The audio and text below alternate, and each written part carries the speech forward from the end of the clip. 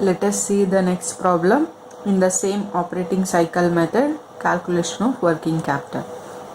From the following data, estimate the amount of working capital by operating cycle method taking 360 days in a year. Okay, so they are also given sales 10,000 units at rupees 200 each, material cost rupees 100 per unit, labor cost rupees 50 per unit, and overheads rupees 30 per unit. Also they have given the further information, that is consumers are given 55 days credit and 50 days credit is taken from the suppliers. The raw materials for 20 days and finished goods for 15 days are kept in stock. Production cycle period is 20 days.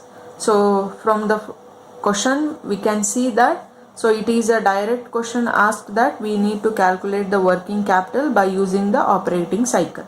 So already we know that, so under the 4 steps we are going to calculate the working capital, and also I have wrote up the some steps here. So according to that, one by one let us solve the problem. The step A shows that, so the calculation of operating cycle. So the operating cycle, the first one, the raw materials conversion period is how much? So it is 20 days. 20 days. Next one, finished goods period is how much? It is for 15 days. Okay, I have double inverted comma is given to refer the same.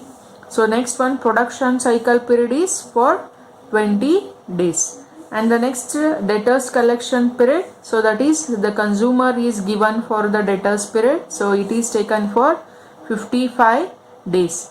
So we have the total, that is 20 plus 15 plus 20 plus 55, so we holds with the 110 days. So among us this, so we need to deduct the 50 days. So now we remained with the only amount, only days, that is only 60 days.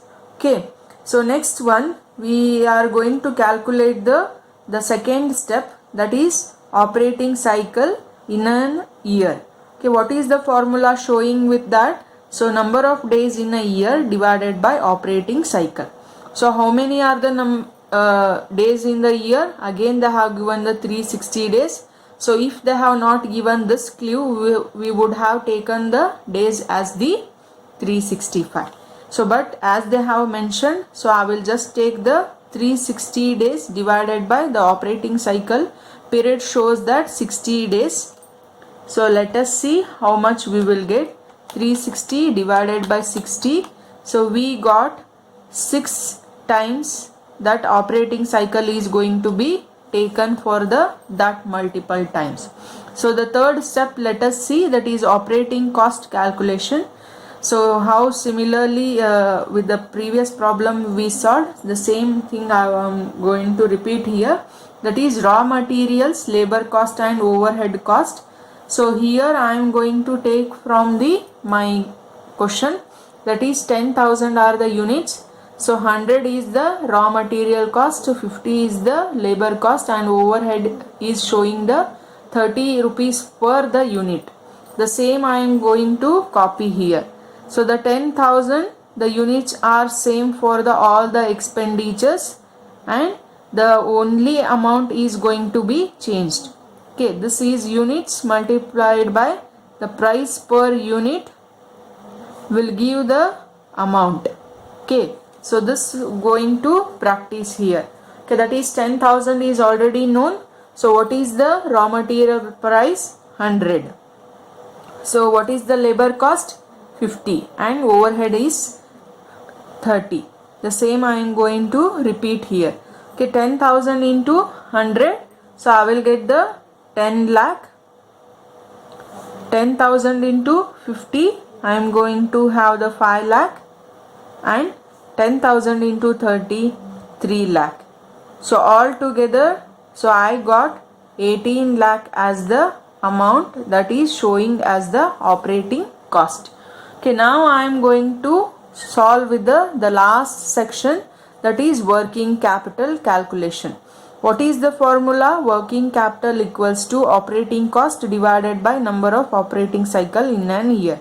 So what is operating cost? So just previously we solved, that is 18 lakh divided by, so the number of operating cycles in a year are how much? It is 6 times, that I am going to take here. So just let us see what is the answer we are going to receive. So we received 3 lakh as the working capital.